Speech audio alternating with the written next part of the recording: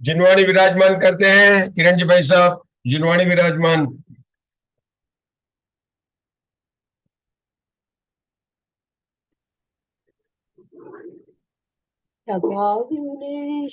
द्रव्य गुण परियाते और पैमाने का जड़ कर्म चेतन बंध का हर कर्म के अवसान का एक स्वरूप यथार्थ जग का जो किया उपकार है उसके लिए जिनवाणी माँ को वंदना शुतिवार है, वंदना शुतिवार।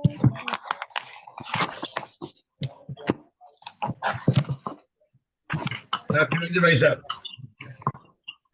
छठखंडागम ग्रंथ को बंधु बारंबार बंध प्रक्रिया नाश कर हो जाऊं भव पार। छठखंडागम ग्रंथ का नित्य करूं स्वाध्याय कर्म बंध के नाश का यही श्रेष्ठ उपाय। कर्म बंध के नाश का यही श्रेष्ठ उपाय। मंगलाचरण बोलता हूँ। त्रिभुवन सिर से हर ए भव भय पादु निगदे पणवुम सिज्जे जीव ठानस्य मलिन गुण चूलियम ओच्छम मलिन गुण चूलियम। गणहर देवे हि गंतियम सम्मम प्रणमामि भक्ति जुतो सुदनान मोहि शिरसा पयाणी सुबारह कोटि संग सुलखति राशि अजुति बरणी सहस्रठावन पंचवियाणी सयापन मामी जिणींद्रवाणी।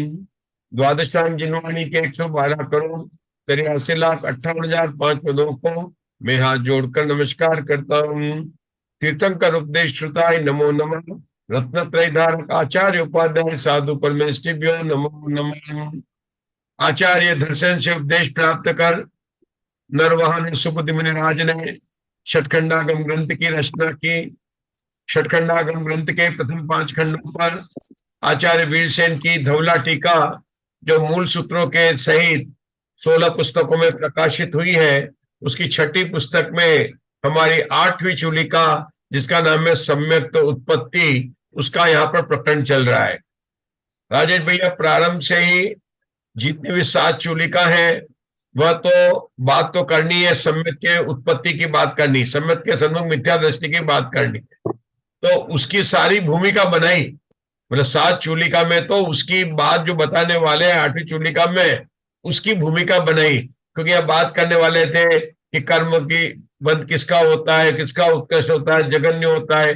तो आचार्य ने पहली चूलिका जिसका नाम अशोका जी क्या था, प्रकृति समुद कीर्तन। पहली चूलिका में सारी प्रकृतियों के 8 मूल प्रकृति होते हैं, 148 प्रकृतियों के नाम गिनाती।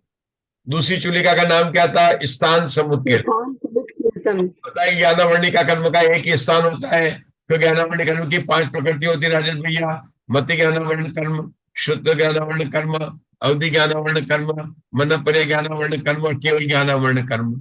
और पांचों को ये प्रकृतियां 10वें गुण स्थान तक बनती है, मतलब पहले से दूसरे 10वें गुण स्थान तक बनती है, तो उनका एक ही स्थान है। लेकिन क्या हुआ था ममता जी दोषी, दक्षिणावर्णी कर्म के कितने स्थान थे, बहुत समय हो गया है, दक्षिणावर्णी कर्म के कितने स्थान थे, 3 स्थान थे। देखो मुग्धा जी बता रहे 3 स्थान थे। पहला 9 प्राकृतिक बंध स्थान, दूसरा 6 प्राकृतिक बंध स्थान और तीसरा 4 प्राकृतिक बंध स्थान। हमने पढ़ा था ये। मोहनी कर्म के 10 स्थान थे, पहला प्राकृतिक 22 का था, ये सब हमने पढ़ चुके हैं। नाम कर्म के स्थान पढ़े, स्थान प्रकृति दूसरी चूलिका में पढ़ा। तीसरी चूलिका में क्या बताया, तीसरी चौथी और 5वीं महादंडक था। उसमें बताया कि जो सम्यक के सन्मुख होता है वह तिर्यंच मनुष्य गति का जीव है, तो कितनी प्रकृति को बांधता है, प्रथम महादंडक में बताया था। अशोका जी दूसरे और तीसरे में क्या बताया था, दूसरे में पहले से रक्त के नारकी और देवों कितनी प्रकृति को बांधते हैं। 7वीं चूलिका के अंदर उन्होंने बताया सातवें नरक का नारकी के वहां विशेषता होती है कि वो जो है केवल मनुष्य गति को, मनुष्य आयु को ही बांधता है ना, वो मनुष्य आयु को नहीं बांधता, केवल तिरंच आयु को ही बांधता है ना। सातवें नरक का जो जीव है वो केवल किसको, तिरंच आयु को ही बांधता, विशेषता वहां पर नीचे को त्रय बंद करता है। ये सब बातें करने के लिए वहां पर उन्होंने जो है अलग से चूलिका बताई। उसके बाद में चूंकि बताने लॉक हो वाले गई, छोटी चूड़ी का वो कनेक्ट लॉक हो गया है। वो श्राप जी का मैसेज आया है कि नहीं खुल रहा है कर से। यहाँ लॉक नहीं है, एनेबल ठीक है। मेडिकल।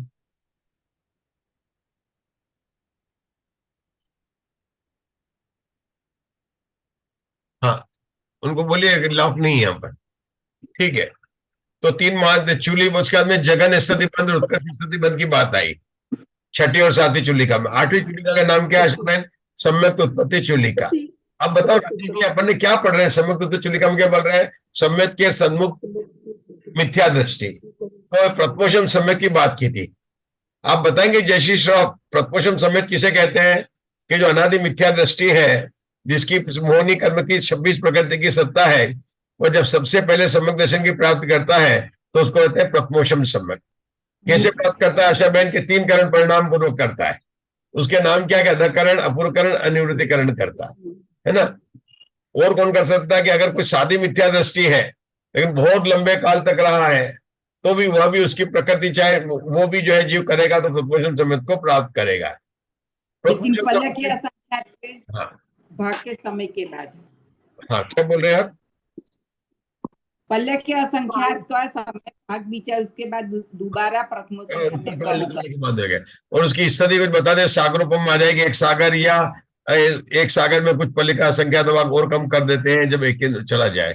मतलब इतने लंबे काल तक जाने के बाद में जो वो होगा, तब वापिस वो क्या करेगा? प्रथमोषम समय। जब हम अंतरानुगम पढ़ रहे थे ना, तब तो वहां पर यही बताया था उन्होंने कि तुरंत नहीं प्राप्त कर सकता है, इतने लंबे काल के बाद ही वो प्राप्त कर सकता है। मतलब प्रथमोषम समय के बारे में बात बताई थी। ये बात चल रही थी कि इसमें बीच के अंदर यहाँ पर दर्शन मोह की क्षपणा की बात आ गई। अब ये कैसे बात आ गई? क्षपणा की बात तो चल रही थी प्रथमोषम सम्यक की, और बात आ गई दर्शन मोह की क्षपणा की बात आ गई। अब आप देखो कि यहाँ पर अपने सूत्र कौन चल रहा था? ये 90वें सूत्र तक बात चल रही थी दर्शन मोह की। दर्शन मोहनी कम्मम उपसामेति, 8वें इस प्रकार दर्शन मोहनी कर्म को उपशामता है, मतलब अंतरकरण करने के बाद में वो उपशामना करता है। फिर उसको दर्शन मोहनी की बात कर रहे थे 90वें सूत्र के अंदर, कि वो कौन करता है, उसकी कंडीशन बता रहे हैं, कौन उपशामता है। ये सब दर्शन मोहनी कर्म की प्रथमोषम समय की बात चल रही थी। और 10वें, 11वें, 12वें सूत्र में क्या बात आ गई? ये शपक क्षय मतलब शायिक समय की बात आ गई। हमने बहुत विस्तार से पढ़ा उसको। अब यहाँ पर जो 13वें और 14वें सूत्र है हमें पढ़ रहे हैं, ममता जी पढ़िए। 13वें सूत्र का पहला शब्द क्या है? सम्मतम परिवज्जन्तो। पहला शब्द क्या है? सम्मतम परिवज्जन्तो तदो सत्त कम्माणमंतो कोडाकोडी ठवेदी नानावर्णीयम दंसणावर्णीयम वेदनीयम मोहनीयम नामम गोदम अंतरायम चेदी। अब राजेश भैया 14 सूत्र पढ़ो। चारित्र परिवज्जन्तो सत्तदो सत्त कम्माणी पढ़ो। क्या लिखा? आप देखो 13वें और 14वें सूत्र को कंपेयर करो आप लोग। मैंने दोनों इसलिए साथ में लिया कि 13वें के बाद अभी अपने को 13वें से शुरू करना है। लेकिन 13वें में क्या बोलता है? सम्मत परिवज्जन्तो, और यहाँ क्या बोलते हैं? चारित्र परिवज्जन्तो। बात चल रही थी प्रथमोषम सम्यक की, बात आ गई क्षपणा की, और अब बोलते हैं वापिस सम्मत परिवज्जन्तो। आगे के सूत्र बोलेंगे चारित्र परिवज्जन्तो। क्या अर्थ है? कहाँ गए राजेश भैया? अभी दिख रहे थे। अच्छा, नहीं है, कोई बात नहीं। तो ये दो बात बोले ना, दो आप देख रहे हैं। जय श्री श्राम। दर्शन परिवज्जन्तो, चारित्र परिवज्जन्तो, ये दो बात आ गई। मतलब चारित्र को प्राप्त होने वाला और सम्यक को प्राप्त होने वाला। ये क्या बात चल रही है? अरे बात तो चल रही प्रथमोषम सम्यक की, और प्रथमोषम सम्यक में वहां पर बात बनाया था, वहां पर उन्होंने अल्पावधि बताए थे गुण संक्रमण काल तक, मतलब अपूर्वकरण के पहले समय से लेकर गुण संक्रमण। आपको पता है ना कि हमने जब पढ़ा था कि जब प्रथमोषम सम्यक की प्राप्ति करता है तो अपूर्वकरण में 4 आवश्यक में से 3 आवश्यक ही होते हैं। याद है ना? हाँ, हमारे जैसे श्राप को पता चल गया। वहां पर गुण संक्रमण अब प्रत्पोषम सम्यक के काल में नहीं हुआ था। कब हुआ था आप बताएंगे? जैसे श्राप कब हुआ था गुण संक्रमण? प्रत्पोषम सम्यक प्राप्ति के बाद में तुरंत शुरू हो गया था गुण संक्रमण। क्या होता है राजेश भाई गुण संक्रमण में?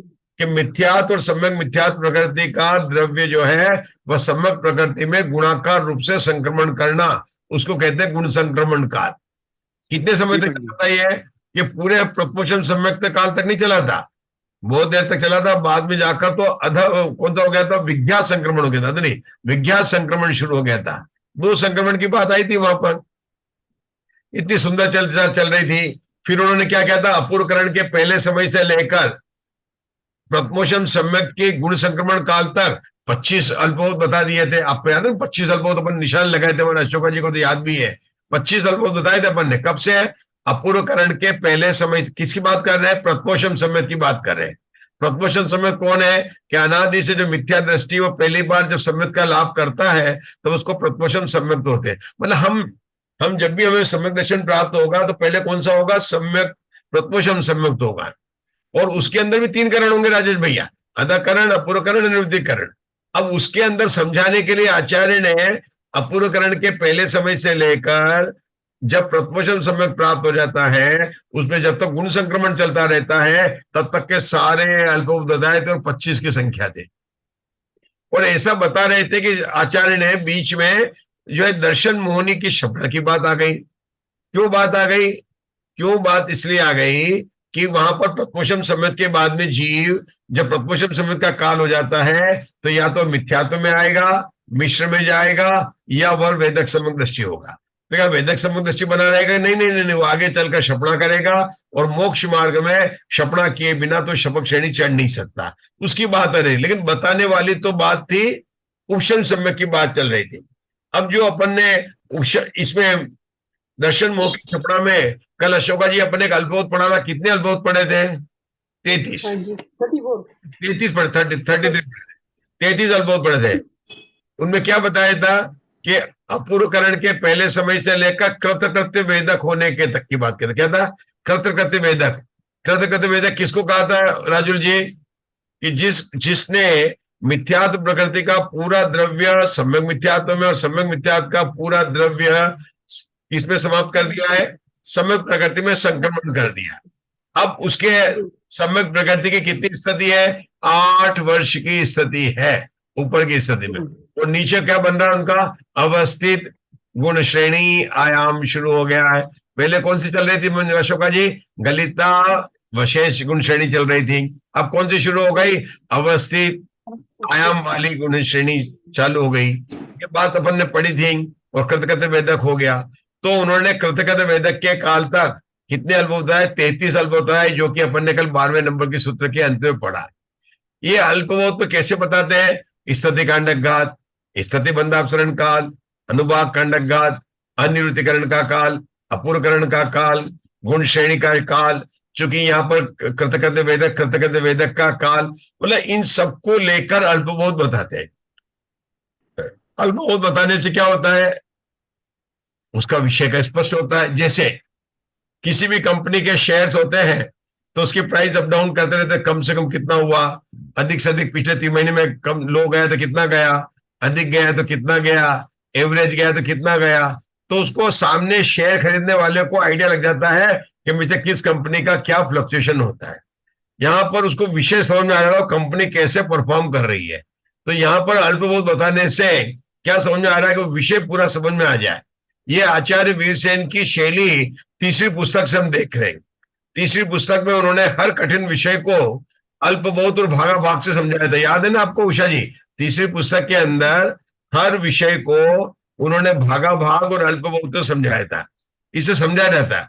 आजकल की दुनिया में भी ये अल्पबोध को अंग्रेजी में बोलते हैं मिन मैक्सिमम सिनेरियो। क्या बोलते हैं? अल्प मतलब मिनिमम और बहुत मतलब बोलते हैं मैक्सिमम। और जितने भी कंप्यूटर होते हैं उसके अंदर ऑटोमेटिक बटन होता है मिन मैक्स सिनेरियो बनाओ। एक्सेल शीट में पूरा बन जाता है। आप डेटा डाल दो, आपको उसे बताना है स्थिति कांड का काल कितना है, अनुभाग कांड का घात कितना है, गुण श्रेणी कितनी है, ये सब डेटा डाल दो 25 को, और वो खटाक से देखकर जो कंप्यूटर बना देगा अल्प मीन मैक्सिमम, मिनिमम से लेकर मैक्सिमम तक की बता देंगे। जैसे हम तीर्थंकर भगवानों में अल्प बहुत बताएंगे, कैसे बताएंगे? हमारे उषा जी बता सकते हैं कि सामान्य से तो सभी केवलियों में कोई अंतर नहीं है। क्या कहेंगे? सामान्य केवलियों में क्या कहेंगे कि सभी जो 4 घातिया कर्मों को नष्ट कर गए हैं और उनके अनंत ज्ञान, अनंत दर्शन, अनंत वीर्य, अनंत सुख प्रकट हुआ है। लेकिन अगर उपचार से कहना है तो कैसे कहेंगे? हमारे प्रीति जी कह सकते हैं सबसे छोटी अवगाहना महावीर भगवान की, अवगाहना वाले से ले सकते हैं। है ना। सबसे अधिक अवगाहना आदिनाथ भगवान की थी, ये अद्भुत हो गया। उसके बीच 20 की अवगाहन हो गई। हमारे जयश्री साहब को पूछेंगे तो भगवान महावीर का सम्मोचन 1 योजन का था, ठीक है ना। लेकिन आदिनाथ भगवान का सम्मोचन कितना था? 12 योजन का था। विदेश क्षेत्र के जितने भी तीर्थंकर होते हैं उनके सम्मोचन के विस्तार का अल्पबोध नहीं पाया जाता है, क्योंकि सारे का अल्पबोध कितना 12 योजन का ही होता है। ये अल्पबोध बताते हैं, मतलब अल्पबोध बताते हैं, बताते हैं। बताएंगे कि इस वर्तमान काल में सबसे कम संख्या शिष्यों की किसकी थी? कि महावीर भगवान के सम्मोचन में सबसे कम शिष्य परिवार बैठे थे। तो सबसे अधिक किसे बैठे थे? मुग्धा जी बताएंगे सबसे अधिक शिष्य परिवार किसे बैठे थे? आशा बहन आदिनाथ के, आदिनाथ भगवान के। बताइए आशा बहन। पद्म प्रभु भगवान के। हाँ, बहुत बढ़िया। आपने धवला पुस्तक 3 पढ़ी है, हमने धवला पुस्तक 3 में आया था, है ना, बराबर, बहुत बढ़िया।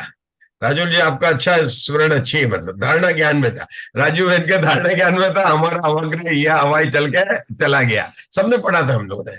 पद्म प्रभु भगवान के शिष्य परिवार सबसे ज्यादा थे 24 भगवान में। सब तीर्थंकरों का अलग अलग है, ठीक है ना, बहुत बढ़िया। तो ये अल्पबोध बताने से विषय का खुलासा हो जाता है। अब बात चल रही थी प्रथमोषम सम्यक वाला, तो प्रथमोषम सम्यक प्राप्त करने वाली 3 स्थिति बनती है। कोई पहले से चौथे में, कोई पहले से 5वें में, और कोई पहले से 7वें में जा सकता है। जा सकता है पहले से चौथे में, पहले से 5वें में, पहले से 7वें में। तो जो पहले से चौथे में जा रहा है उसको क्या कहेंगे? सम्मत परिवर्जन्तो। ये लिखा है यहाँ पर। क्या लिखा उन्होंने? ये लिखा है यहाँ पर। अभी अपन 13वें सूत्र में क्या बोलता है? सम्मत परिवर्जन्तो। ममता जी 14 सूत्र में क्या लिखा? चारित परिवर्जन्तो। 13वें सूत्र में बोलते हैं सम्मत परिवर्जन्तो। 14वें सूत्र में क्या बोलते हैं? चारित परिवर्जन्तो। क्या अंतर है? कि सम्मत परिवर्जन्तो में बात करेंगे कि पहले गुण स्थान से लेकर जो चौथे में जा रहा है उसको तो बोला सम्मत परिवर्जन्तो। 14वें सूत्र में क्या बोलेंगे? चारित परिवर्जन्तो। अब हमारे उषा जी केकरा बताएंगे चारित परिवर्जन्तो का क्या मतलब हुआ। बताइए मुग्धा जी, बता मुग्धा जी, जो चारित्र को धारण करता है, संयम या सकल संयम धारण करता है, वह चारित्र परिवर्जन्तो। गुण स्थान की भाषा में बताओ आशा बहन। 5वां गुण स्थान और 7वां गुण स्थान। पहले से 7वें में जाएगा। पहले से 5वां और पहले से 7वां, पूरा बोलो उसको, बराबर ना। पहले से 5वां और चारित्र परिवर्जन्तो के 2 बोल हो गए। कितने बोल हो गए? 2 बोल हो गए। कौन से 2 बोल हो गए? पहले से 5वें में गया तो देह संयम को ग्रहण करना है, मिथ्या दृष्टि है, सम्यक को प्राप्त करके देह संयम को ग्रहण कर रहा। और दूसरा क्या है? पहले से 7वें में जा रहा तो क्या होगा? सकल संयम को ग्रहण कर रहा। अब राजीव भैया 2 के 4 बनाओ, 2 के 4 बनाओ। हमारे उषा जी केकरा बना सकते 2 के 4 कि जो पहले से 5वें में जाता है वो 2 होता है। जो 5वें को जो प्राप्त करता है ना, चारित देह संयम को प्राप्त करता है, वो 2 होता है। कौन सा होता है? चौथे से 5वें में जा सकता है और पहले से 5वें में जा सकता है। अपने का चारित्र परिवर्जन तो ये नहीं बोला कहां से आया। चारित्र परिवर्जन तो मतलब 5वें गुण स्थान को प्राप्त होने वाला। चारित्र परिवर्जन तो मतलब 7वें गुण स्थान को प्राप्त होने वाला। तो ये कहां से बोला कि मैं कहां से आया हूं? मथुरा से आया हूं, आगरा से। मैं तो बोला दिल्ली में आने वाला। अब वो ट्रेन का पैसेंजर हो सकता है कि कारंजा से ही चल के आया होगा प्रीति जी के यहाँ से, कहीं से, लेकिन वो चारित्र परिवर्जन तो बोलेंगे हम तो। 1 से 5, 4 से 5। तो वेदक सम्यक दृष्टि भी हो सकता है, वो वेदक सम्यक दृष्टि भी होता है। कोई सादी मिथ्या दृष्टि है, उसकी सत्ता था 5वें से गिरकर आया था, वापिस तुरंत चला जाएगा। सादी मिथ्या दृष्टि तो पहले से 5वें में चला जाएगा। तो पहले से 5वें में जाने वाला 2 हो गया। कौन सा हो गया? प्रथमोषम सम्यक वाला और वेदक सम्यक दर्शन वाला।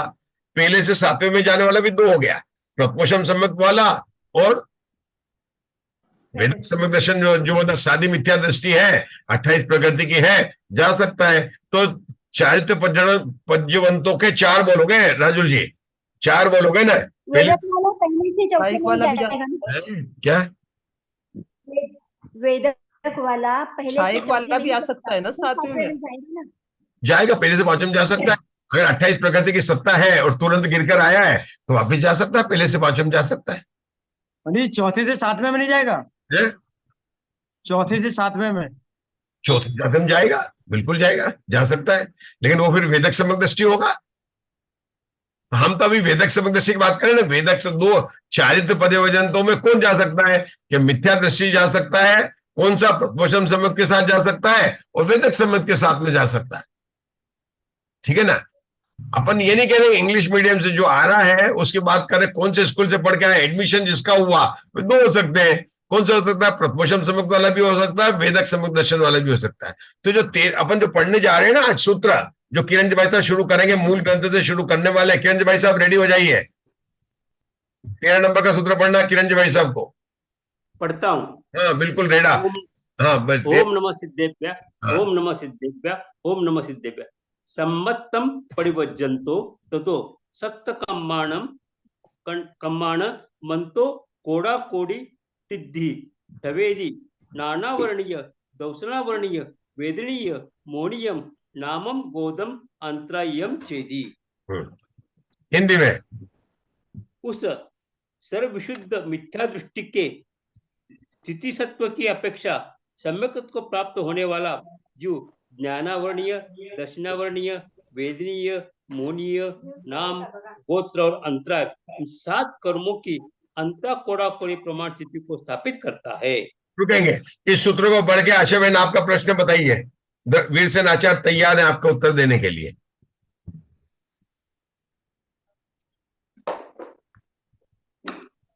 ये बात तो आपने पहले ही बता दी थी, अब फिर अभी निर्णय को बना लिया आपने।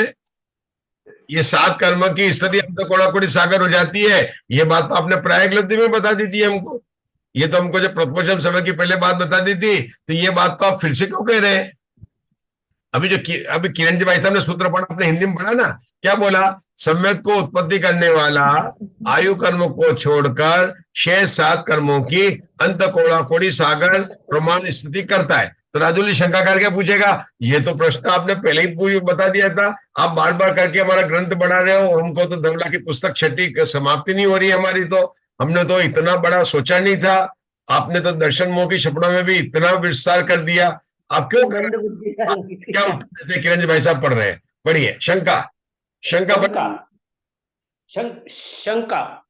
सम्यक उत्पत्ति की प्रेरणा करते समय 7 कर्मों के चीज बंधों और चीज सत्वों का प्रमाण पहले ही प्रवण कर दिया गया है, इसलिए यहाँ पर नहीं कहना चाहिए क्योंकि पुनरुक्त दोष प्रसंग आता है। समाधान, यहाँ कोई दोष नहीं है क्योंकि सम्यक को प्राप्त होने वाले जीव के कर्मों का स्थितिबंध और स्थिति सत्व का पूर्व प्ररूपित प्रमाण स्मरण करवाकर चारित्र को प्राप्त करने वाले जीवों के स्थितिबंध और स्थिति सत्व का प्रमाण प्ररूपण करने के लिए पुनः इसका प्ररूपण किया है। क्या बोला? अभी चारित्र को बोलने वाले हैं, अभी वो चारित्र का पहले रिपीट किया उन्होंने, उनको स्मरण कराने के लिए। मतलब आचार्य की करुणा का देखो, उन्हें पता है कि भाई प्रीति जी जो है 1-2 दिन नहीं आए थे तो उनको स्मरण नहीं रहा होगा, तो आचार्य ने कहा कि प्रीति जी को और हम सबको याद हो जाए, उनको स्मरण कराने के लिए बोला कि ये जो होता है कितना कहता है सब कर्मों की स्थिति, कितना कहता है अंत कोड़ा कोड़ी सागर। लेकिन अभी बोलना क्या, आगे चारित्र की बात करनी। किसकी बात करनी है? चारित्र की बात करनी। तो आगे के सूत्र में पढ़िए किरण जी भाई, 14 नंबर का सूत्र पढ़ता हूं।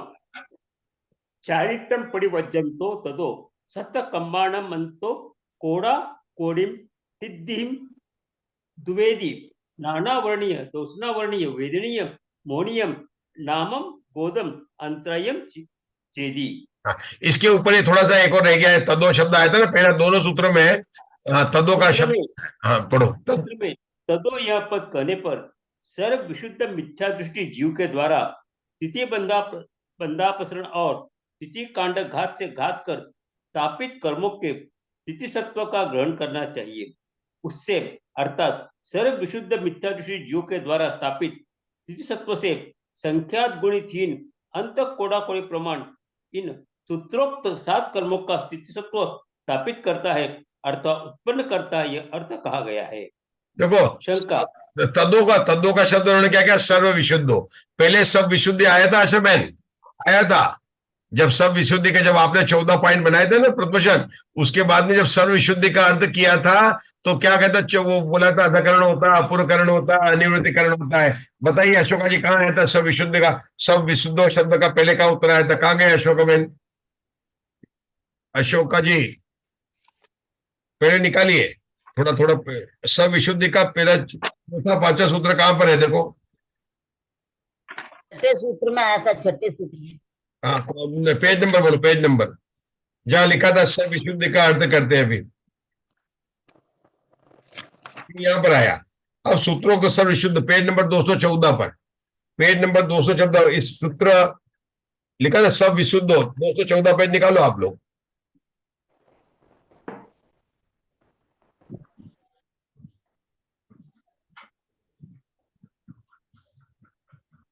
दो सौ चौदह दोस्तों मिल गया ना। अब सब विशुद्ध का क्या मतलब था कि अधकरण अपूर्वकरण अनिवृत्तिकरण में जो विशुद्धि हो रही है वो कैसे विशुद्धि होती है, वो पूरी उन्होंने रचना बता दी, अनुकृष्टि की रचना होती है, कहाँ क्या होता है, ये सारी बात। सर्व विशुद्ध का मतलब क्या है कि जीव के परिणाम में विशुद्धि, जिससे वो श्रेणी चढ़ रहा है, जो भी अधकरण श्रेणी में चढ़ा हो, भी श्रेणी तो आगे चढ़ेगा। अधकरण अपूर्वकरण अनिवृत्तिकरण 3 करण हो रहे हैं, उस परिणाम वाली विशुद्धि को क्या कहता, सर्व विशुद्धो। क्या कहा था उन्होंने? सर्व विशुद्ध। ये शुद्ध परिणाम नहीं है, ये विशुद्ध परिणाम है, शुद्ध परिणाम नहीं, विशुद्ध परिणाम। कहां पर हो रहे हैं? करण लब्धि में हो रहे हैं। करण लब्धि में क्या हो रहा है? अधकरण अपूर्वकरण अनिवृत्तिकरण। उसी को भी यहाँ पर पेज नंबर 246 में जब आया ना, उसमें तो सब विशुद्ध की बात कर रहे हैं। यहाँ पर कहां पर आया? अभी कौन सा पेज चल रहा था अपना? सर्व विशुद्धि 267 हाँ 267 बिल्कुल। तो यहाँ पर आया था तदो 261 में, सूत्र में जो तदो यह पद कहने पर, किरण जी भाई साहब भी पढ़ रहे थे, सर्व विशुद्ध मिथ्यादृष्टि जीव द्वारा स्थिति बंधापसरण और स्थिति कांडक घात के स्थापित करके स्थिति बंध सत का ग्रहण करना चाहिए। तो यहाँ पर विशुद्ध तदो शब्द से क्या लिया उन्होंने? सर्व विशुद्ध। देखो परिवज्जंतो लिखा है, लेकिन सर्व विशुद्ध मूल सूत्र में कहीं भी नहीं है। सम्मतम परिवज्जंतो तदो, तदो का अर्थ आचार्य ने क्या? सर्व शुद्ध किया। और हिंदी में आप देखो 13 नंबर की सूत्र में हिंदी में देखो तो उस सर्व विशुद्ध मिथ्या दृष्टि के, तो सर्व विशुद्ध मिथ्या दृष्टि किसका अर्थ किया? तदो का किया। किसका किया? तदो का।